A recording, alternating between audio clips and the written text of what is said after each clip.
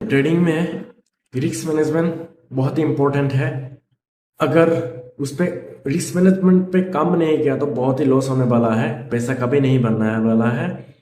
और मैं अभी दिखाऊंगा कि रिस्क मैनेजमेंट कैसे डिसाइड करता है, कैसे रखना है, और टारगेट कैसे रहता है, और स्टॉप लॉस कैसे रहेगा। देखिए, मैं आपको निफ्टी 50 में समझाऊंगा।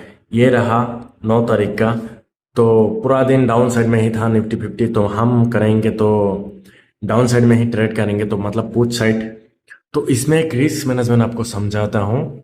जैसे कि ये आपने अगर इधर इधर ट्रेड पंचअप किया, किधर, इधर, ये कैंडल देख के, ये रिजेक्शन देख के आपने इधर ट्रेड पंचअप किया, है ना। तो आपका, मान लीजिए आपका 9 पॉइंट का स्टॉप लॉस है और टारगेट 34 पॉइंट पकड़ लीजिए।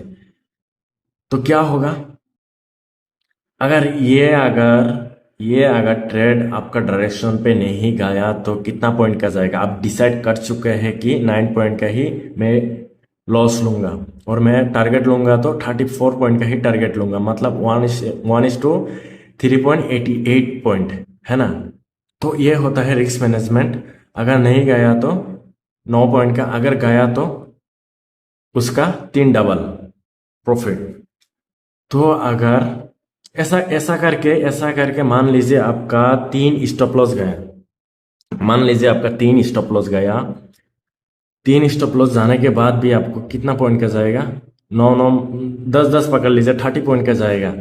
तो आप अगर एक ट्रेड अगर आपका डायरेक्शन पे गया, ठीक है, देखिए, एक ट्रेड आपका डायरेक्शन पे गया तो आपका क्या होगा, 3 स्टॉप लॉस का एक टारगेट में ही कवर हो जाएगा। मैं ये कहना चाहता हूँ कि अगर आपने रिस्क रख लिया, 10 पॉइंट का आपने रिस्क रखा है, तो आपको 20 to 25 to 30 इतना तो आपको टारगेट रखना ही पड़ेगा, तभी आप प्रॉफिटेबल बन सकते हैं, तभी कम होगा, नहीं तो लॉस ही होने वाला है। Risk management is important for trading. तो ध्यान दीजिए, रिस्क मैनेजमेंट सही रखना है, और रिस्क मैनेजमेंट पे ही काम करना है।